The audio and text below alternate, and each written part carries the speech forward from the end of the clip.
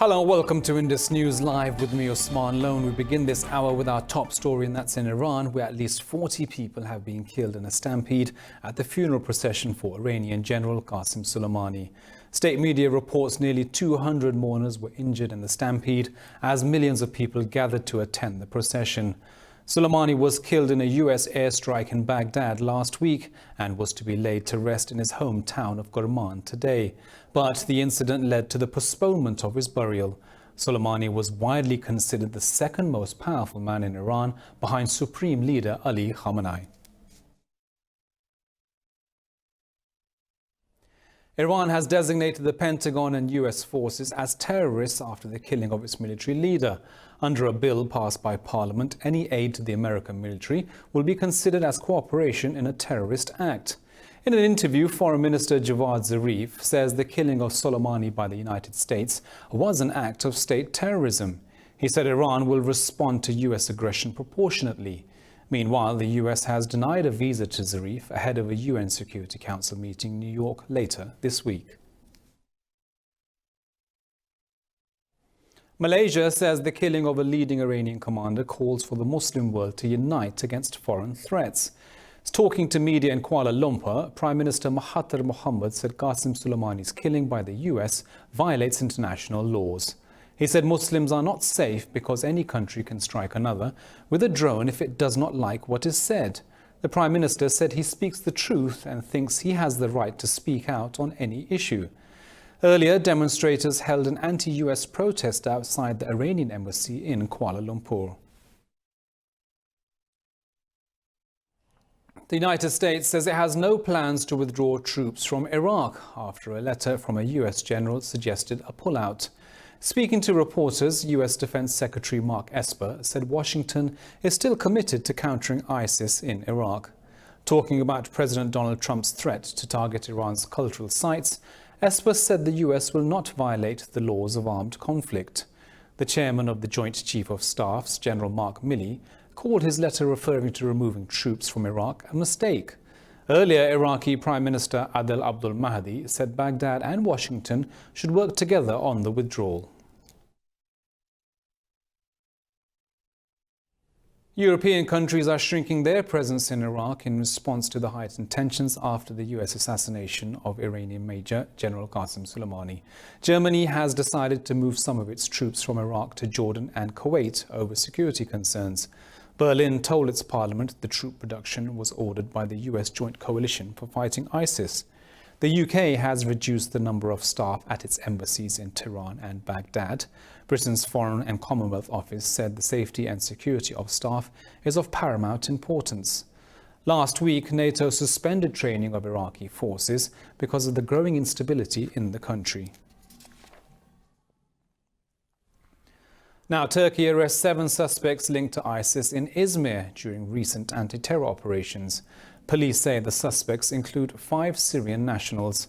Police said the suspects were plotting terrorist attacks in Turkey. And meanwhile, Turkish military killed 2 PKK terrorists in air-backed operations in northern Iraq. In a statement, the Ministry of Defense said the terrorists were neutralized in the Gara region. The PKK has killed over 40,000 people in Turkey, including women and children, in the last 30 years.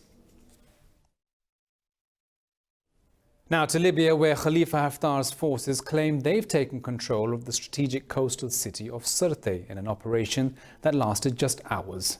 Haftar has been waging a military offensive on the capital city of Tripoli since last April. His Libyan National Army said they took over the surrounding Sirte, including Artabia airbase, and before moving towards the city centre. The High Command for the Libyan National Army officially announces the liberation and the purification of the city of Sirte from terrorism and from criminals.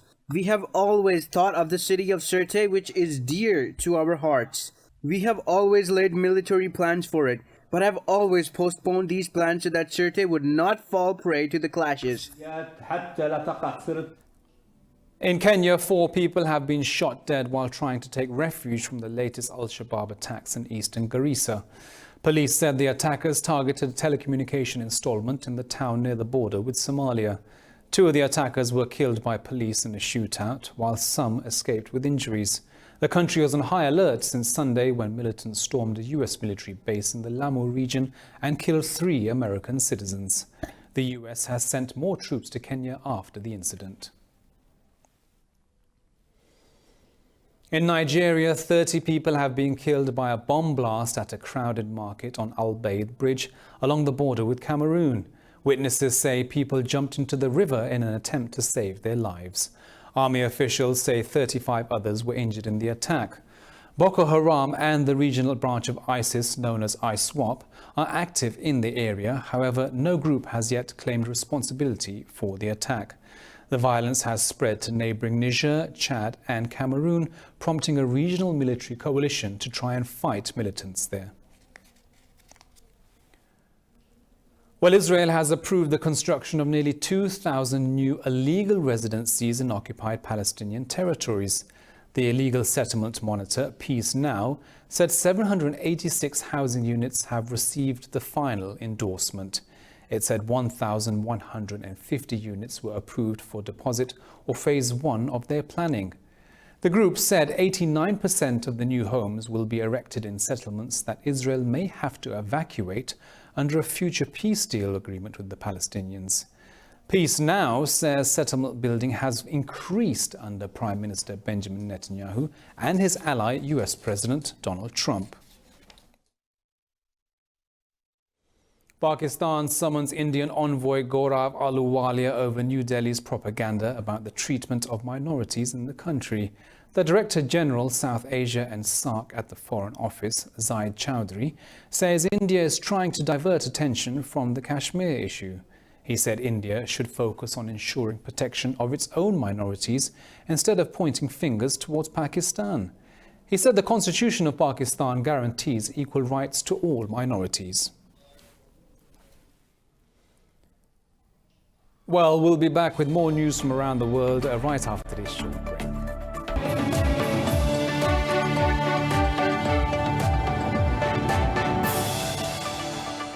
Hello again, it's good to have you back. Now, Indian forces have martyred another youth in occupied Kashmir's Pulwama district. The occupying forces martyred the civilian during a cordon and search operation. Witnesses saw the occupying Indian forces launching the operation earlier today. Earlier on January 2nd, the Indian troops killed 3 Kashmiri youths in the Rajouri district of the valley. The occupied valley is reeling under an Indian clampdown for the last 156 days.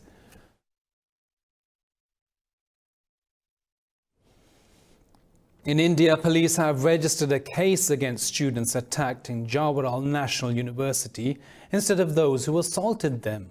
On Sunday, a group linked with the ruling BJP stormed into the university, attacked students and vandalized the institution. In the FIR, the university administration has nominated Union President Aisha Ghosh and 19 others for alleged vandalism. Meanwhile, a massive protest was held at the Gateway of India and later forcibly shifted to Azad Maidan. Police manhandled and dragged demonstrators from the Gateway to clear the area. The students also held protests in Kolkata, Chennai, New Delhi, Hyderabad and Pune against the incident.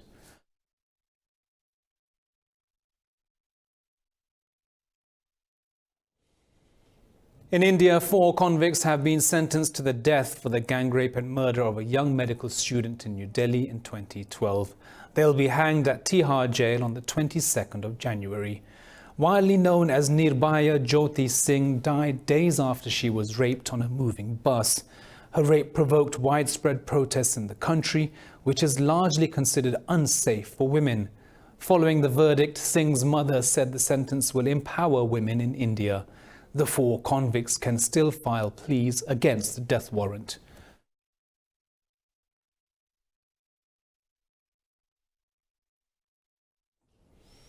South Korea has renewed its call for an inter-Korean summit in Seoul, which was promised by Pyongyang. Speaking in Seoul, President Moon Jae-in said there is a desperate need for practical ways to improve cooperation between North and South Korea. The president said the dialogue between North Korea and the US should go on. Moon also criticized recent tests by the North, saying threats and displays of military power are not helpful. He invited North Korean athletes to join 2 sporting events in South Korea set to take place this year.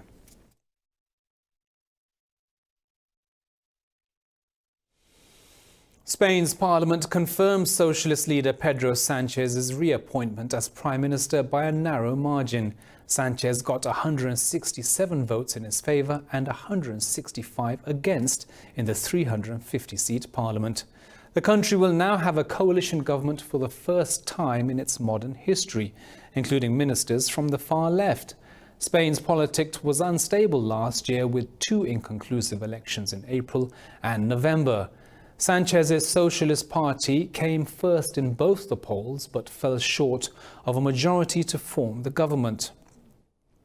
In November last year, he struck a deal with the far-left Unidas Podemos alliance, paving the way for a coalition set up in the country.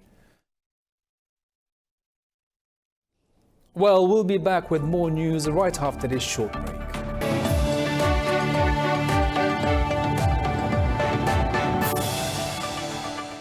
Welcome back. Now in Australia's southeast coast, while conditions have improved slightly over the weekend, wildfires burnt over 8.6 million hectares of land. The region is still choking on thick smoke and smog, and an evacuation is underway. Indus News has more in this report. Dead birds and burnt leaves lay scattered across the sands of the once picturesque fishing village of Eden in New South Wales. Businesses usually boom at this time of the year, with tourists flocking to the beaches in the summer season. This year, the wildfires have significantly cut the number of sunseekers in the area. Residents are wondering how they will make it through the rest of the year. News agency owner Lynn Baxter, 55, spent all her life in Eden and owned her business for 12 years. Down 85 to 90% at the moment due to what's happened around the area. Yep. The tourists have had to leave. They evacuated the tourists. That was our income. She's not the only one who has suffered. Antique shop owner Eric Wolski has experienced a slump in sales. Well, compared to last year, this time, business obviously is down.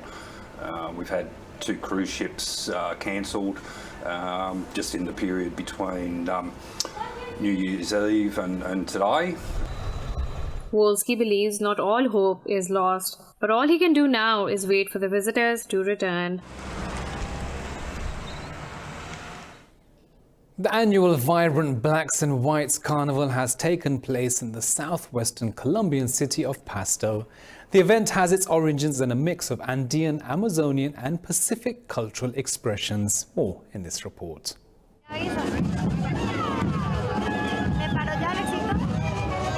Black and white by name, but not by nature, Colombia's Black and Whites Carnival is a riot of color with musicians, dancers, and colorful floats filling the streets.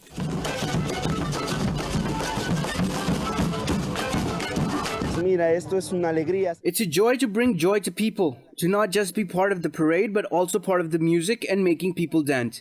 One feels happy, content, to be Ronaldense and to mix with all the residents here, with tourists, and to make them happy is an immense joy.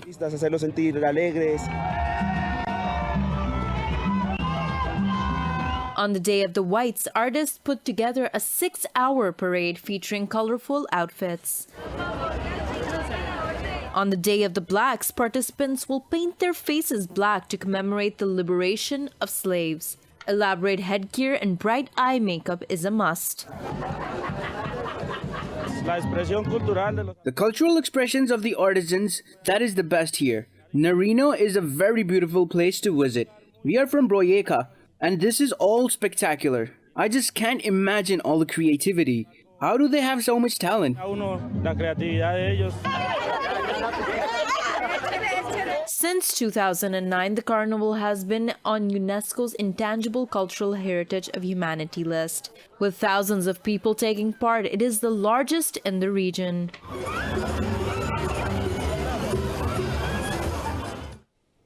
In the United States, South Korean car maker Hyundai has unveiled its first flying concept car at the CES show in Las Vegas. The The car maker is the first to launch its vision for electric cars meant to ease urban congestion. More in this report. A flying car called the SA-1, presented at the Las Vegas Consumer Electronics Show, is an innovative leap for Hyundai. The new car, with a seating capacity for 5 people, including the pilot, is designed to fly up to 60 miles with a cruising speed of up to 180 miles per hour. In a video presented at the tech fair, the South Korean company showed off a kind of helipad. When it lands, the flying car connects with autonomous vehicles. We can reduce travel time drastically by averting ground traffic congestion. I would like to call this new era an era of liberation from gridlock and the democratization of flight. The business is a new partnership with Uber to develop air taxis. Hyundai will produce and deploy the flying cars, and Uber will provide airspace support services and customer interfaces. We're not an aircraft manufacturing company, and we have no intention of becoming one. Our ecosystem model is based on collaboration with best-in-class companies like Hyundai, who will ultimately manufacture the safe, reliable, high-quality Uber air taxis that we'll deploy on our platform. While technology firms are in a race to develop flying cars to overcome urban congestion, even so, significant technological and regulatory obstacles still remain to be addressed.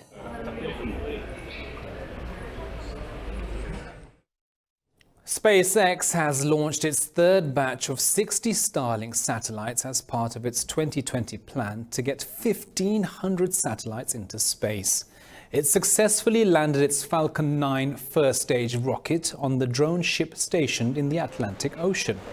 In May, SpaceX launched the first batch of 60 operational satellites into low Earth orbit.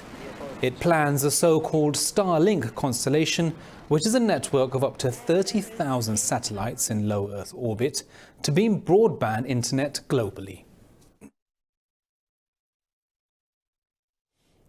In Brazil, researchers have created a digitally engineered prosthesis using smartphones and 3D printing. With this technology, they're now creating a silicone facial impression for cancer patients. The pioneering method has slashed the cost of treatment. Indus News has this report. Denise Vicentin looked in the mirror and burst into tears. She is getting a new face after losing her right eye and jaw to cancer. Vicentin is thankful to the team of researchers at Paulista University who use a digitally engineered prosthesis to treat disfigured people. Before, I felt people's stares, but today I can say how much better I will feel being out in the streets. I have no words. The conventional technique to make prosthetic models is a day-long process, costing up to $500,000. The new digital method only requires a computer, a smartphone, and a 12-hour drill. Using a cell phone today, we can perform the whole process. Using 3D images, we can make a 3D design of the face, 3D print the prototype that we need, and transform it into the final prosthesis. We don't need big investments for it. Next year, the Brazilian team plans to open a non-profit treatment center for facial prosthetics. It already has a waiting list of potential patients.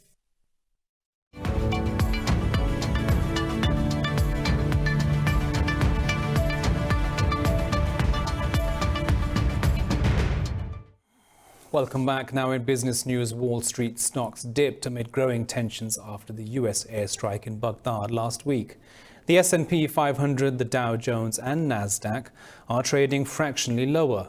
The shares of energy and real estate were the worst performing sectors in the S&P. The Dow Jones sank due to a drop in Merck and Intel shares.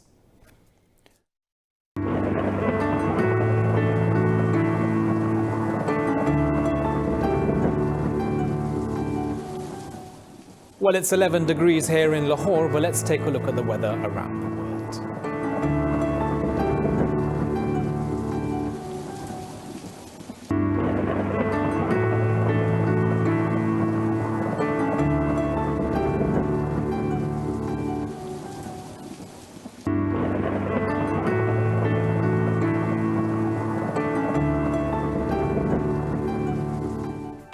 Well, that's all from me and the team here in Lahore, but we'll be back at the top of the hour with the headlines. Don't forget, for the latest updates on all of our stories, you can follow us on social media at Indus.news. Bye-bye.